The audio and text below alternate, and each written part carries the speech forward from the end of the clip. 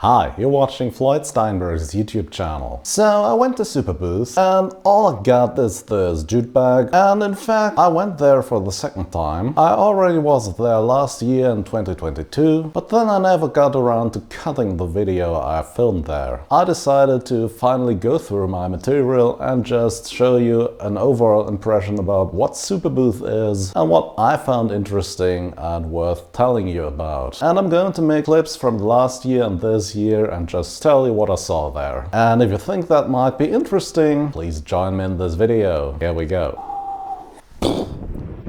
Okay, so here I am on my way to boarding an Intercity Express or ICE from Frankfurt to Berlin. And as you can see, weather was fine. Overall, a pretty convenient way of traveling unless there's some kind of delay, which unfortunately there was on my way back from Berlin. We had a 1 hour delay because there was some kind of police incident on the train. I don't know what happened there, so I was really late. If you choose to go by train, you will arrive in Berlin Central Station and then you have to take the line SO3 to Wuhlheide. And on the way there you can see some famous sites, like for example here Alexanderplatz. After arriving in Wuhlheide, you'll have to take a 15-minute walk to this beautiful park area in which the Freizeitzentrum Wuhlheide, which is housing the Superbooth, is located.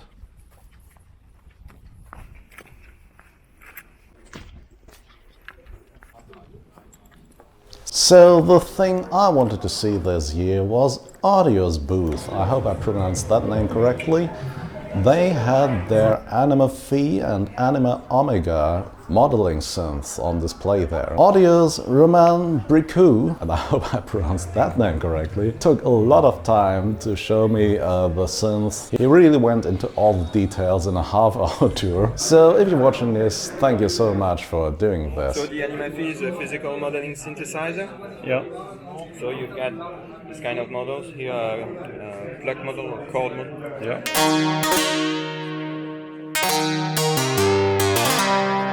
With the Anyma PHI is a monophonic synthesizer, but you can have a kind of a polyphonic mood because all the notes are resonating through polyphonic resonators. So you can hear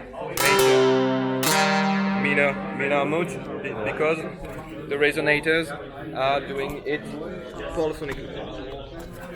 So here with the same string model, another kind of resonator. You can have other sound, still with the same string.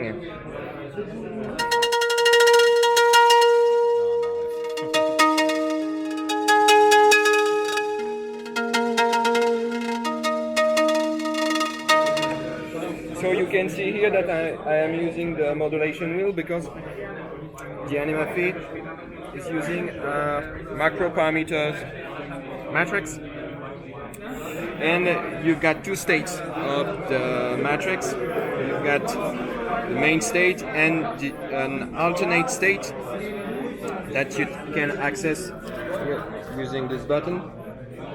When the LEDs are blinking, that's because you are in the alternate version of the sound, and the aim is to morph between two states. Yeah. So you can see here, I'm morphing the speed. You can see the morph state here.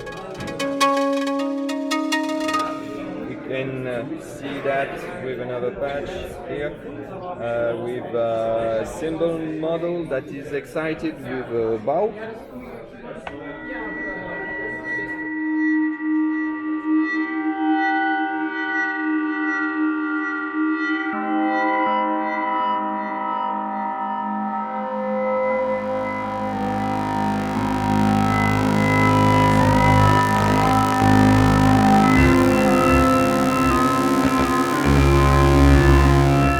So I am mixing here a classic sub-oscillator. So the Anyma PHI can make physical modeling synthesis, but it can also use more classic ingredients of subtractive synthesis. Okay, yeah. Here with this sub-oscillator, we've got different virtual analog oscillators. And you can do endless cinematic ambiances.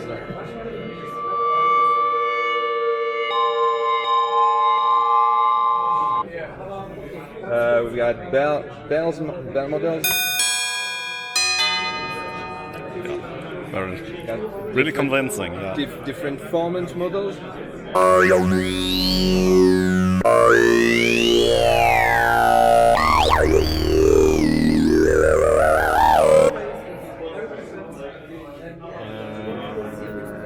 We've got woodwind models.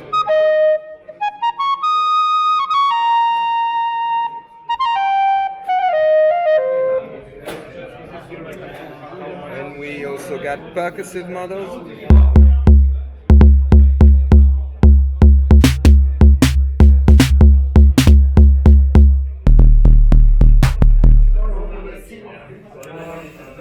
Another cool thing with the Anyma PHI is the little piezo sensor that allows us to trigger different percussive sounds directly from the box. Oh, sorry, I need to unplug that. Using it as a little percussive instrument. Nice. So here with a quite classic electronic cymbal sound. You can do that with a kick drum.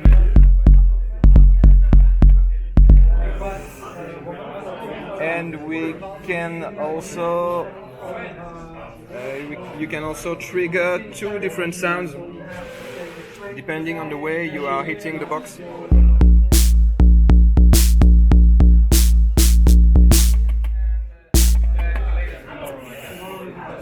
We also developed a little snare resonator.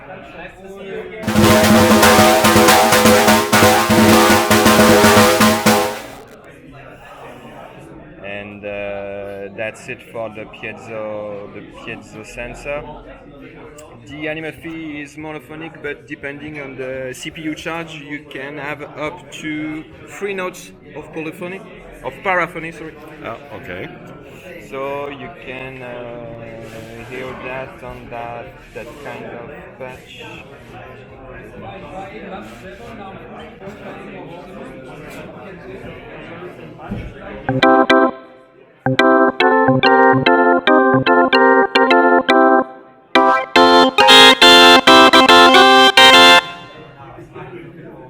On the more traditional synth sounds.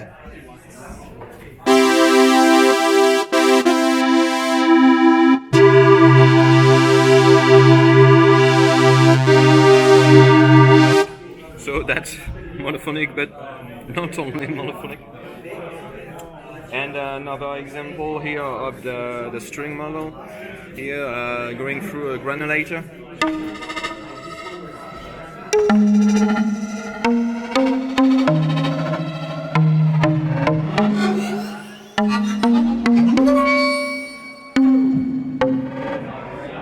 At this point, I mentioned that paraphonic modeling synths are ideal for use with wind and breath controllers, and Roman then told me that the company had indeed started with the idea in mind to build a wind controller suited for clarinetists, with the founding members having a background in classical music and a love for synthesizers. So they built a Sylphyo wind instrument, which you can see here. It has its own built-in modeling synth. And with the knowledge and experience gained from this, they then built the Anyma PHI. With the knowledge gained from that, they started building the Anyma Omega, which will be released later this year. And that is kind of 16 Anyma PHIs built into one box, but with a vastly improved user interface and desktop or keyboard version of it.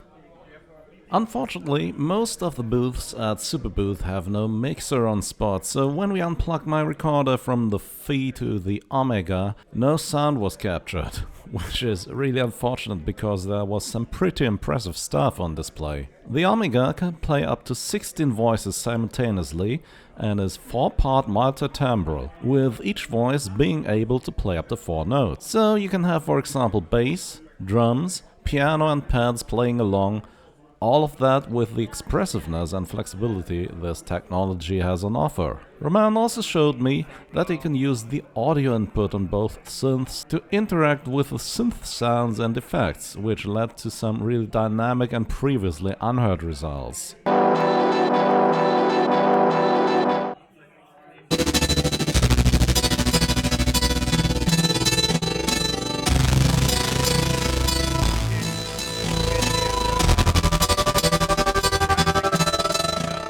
So using a drum loop together with a plucked sound will give you a guitar strumming along to the rhythm of the beat, for example. I was also shown the software editor for both synths, with the point being made that on the Omega you don't really need that, because everything can be edited using the screen and the multitude of physical controls. Overall, I came away really impressed by what I saw and heard, and I can't wait for the release version of the Anyma Omega. Remember when we were kids in the early 90s and Yamaha released the VP1 and everyone's jaw dropped to the floor? Finally, this tech is making a comeback in hardware, and I'm all for it. Very nice. Thank you very much.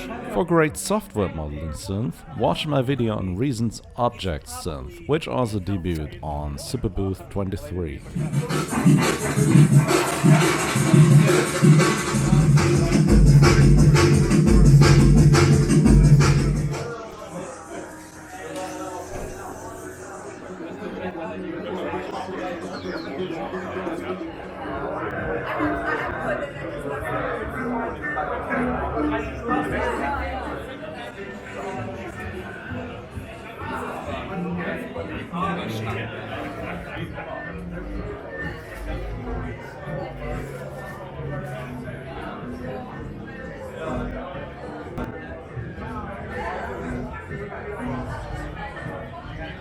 On my way to the outside area and the tents, I came across the booth of MPMIDI, who manufactured this all-in-one MIDI controller for your digital audio workstation.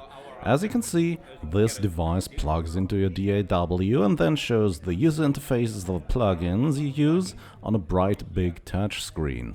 You can then assign the 32 knobs to MIDI controllers to quickly change parameters. Controllers can also be grouped to change multiple settings at once. They can be set up to work in reverse or to interact with each other. Control layouts can be used per plugin or globally. Overall, this looked quite responsive, so if you're looking for a controller for studio or live use, you might want to check this one out. So, is there a computer inside, or is this just a screen or MIDI controller? Onto the outside area, where live performance was on its way. Unfortunately, my time was rather limited, so I couldn't sit down and listen.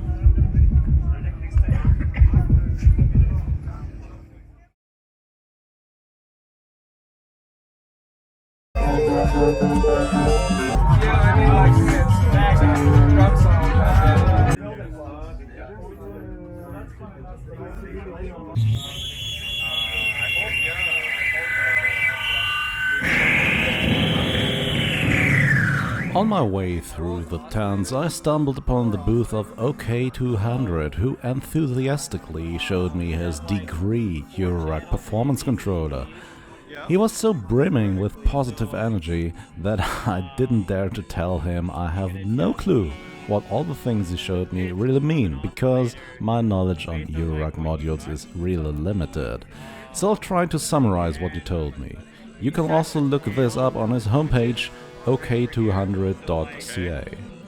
The Degree is a Eurorack performance controller. Its main purpose is to control the pitch of 4 independent voltage-controlled oscillators by using some touchpads.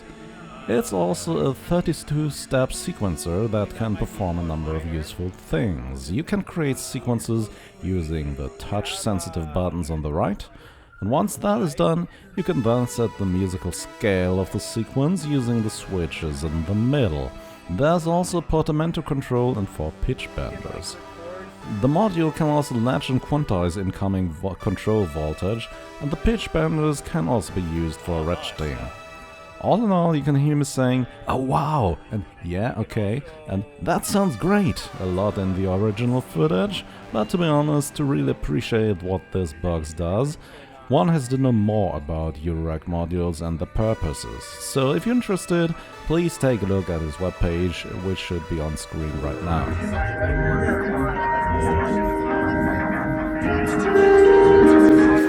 I would really have liked to try the Mega FM and the Therapsid by Twisted Electrons because I saw that over on Avercadabra's channel and it was quite impressive. But when I was there, no booth personnel was in sight, but there was quite a queue of people waiting in line to test those synths. So maybe next year.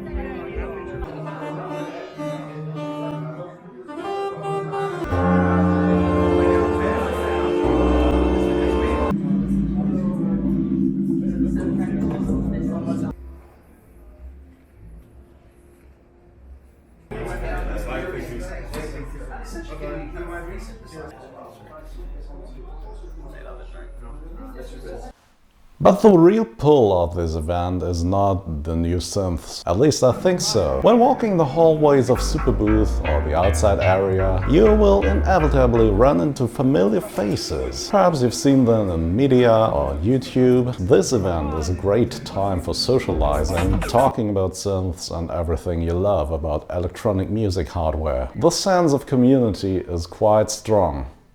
My last stop was Game Changer Audio's booth. As you perhaps know, I'm the proud owner of a Motosynth, a synthesizer that creates sound by spinning drone motors. There are some optical discs attached to the motors, which are read by a laser and thus create sine-square saw wave sounds, but you can also use the sound of the motors themselves. On Superbooth 22, where the following presentation is from, the Mk II was introduced, which adds a digital oscillator that can create all those basic shapes and noise as well. There's a number of cross modulations available, as well as a built-in sequencer, a multitude of analog filters, audio in, and more. I'm just publishing the whole presentation here, and unfortunately once again there were sound problems, this time caused by me, because this was the first time I tried to capture a live presentation and I made a number of amateur mistakes there, so apologies for that. Here it is.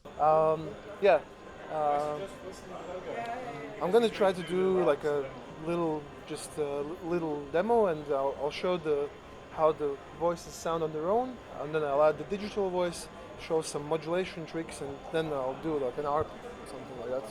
So that's the one oscillator here. Here's the filter. So right now I'm operating the filter. Like you see, there's this thing called link, and all 3 buttons are on. So that means all the filters, there's 3 separate filters in terms of signal flow, but they're all sharing the one control position. I can offset, you know, or I can unlink them and have, you know, 3 sets of controls. But then you have to keep a certain amount of information in your head. So for the simplicity's sake, right now I'm going to link everything. This is voice 1. Open it up.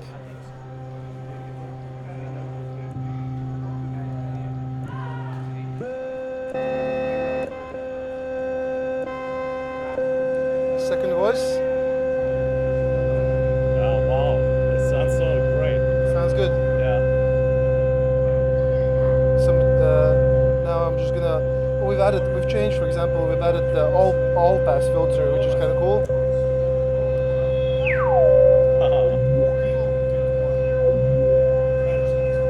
Okay, now I'm going to Alt assign. This one to all pass filter.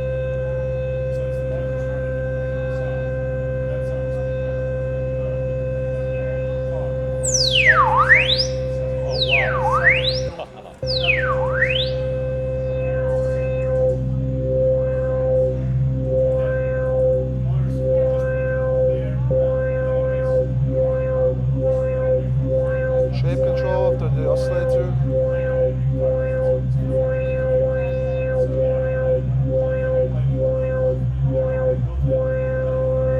Now digital voice.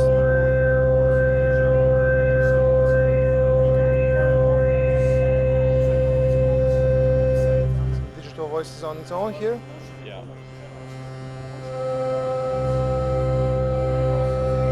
So now let's do pulse width for the digital voice.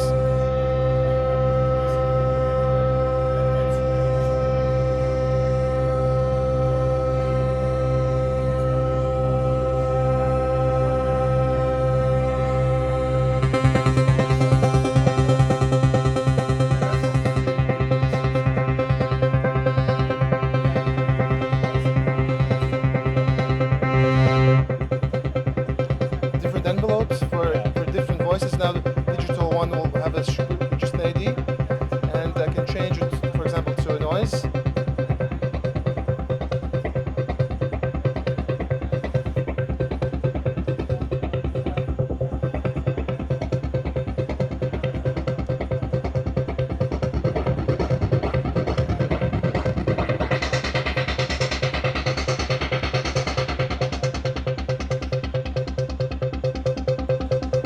Add some cross modulation.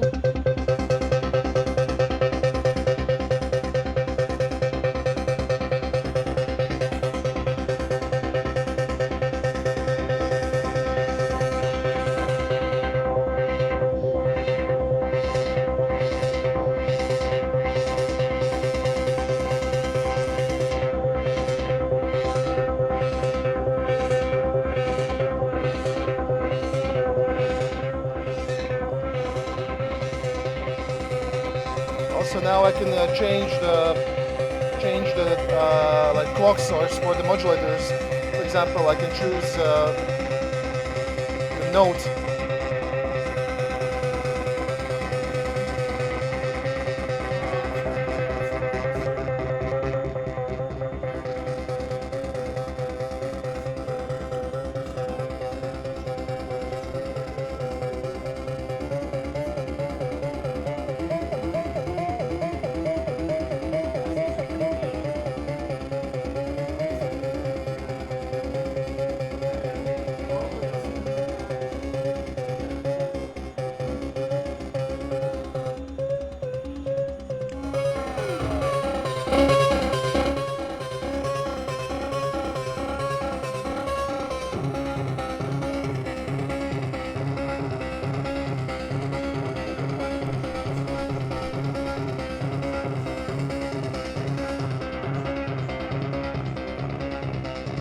This is almost without any drive, just using the cross modulation. Yeah.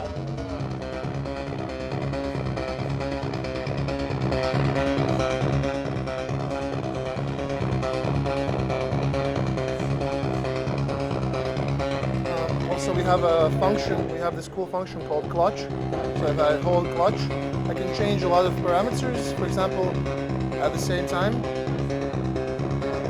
and they're just waiting for me to release.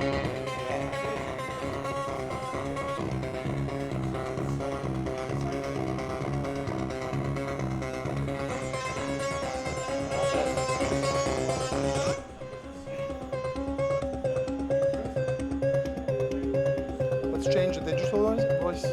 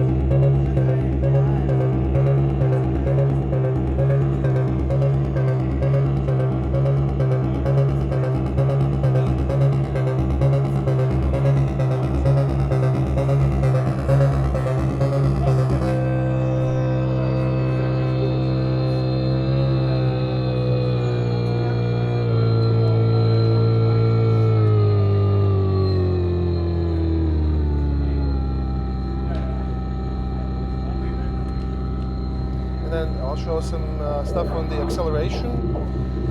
So for example, here. So if I increase the release time on all of them, so I can have, for example, voice 1. So I can go from a lower interval to interval upwards.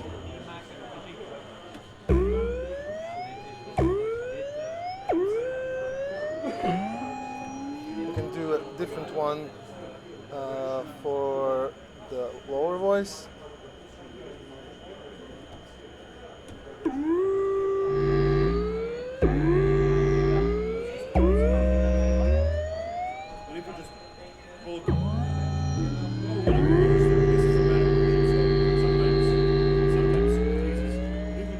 So that's kind of interesting as well. Even though we don't hear it, right? This is oscillator drift. Yeah,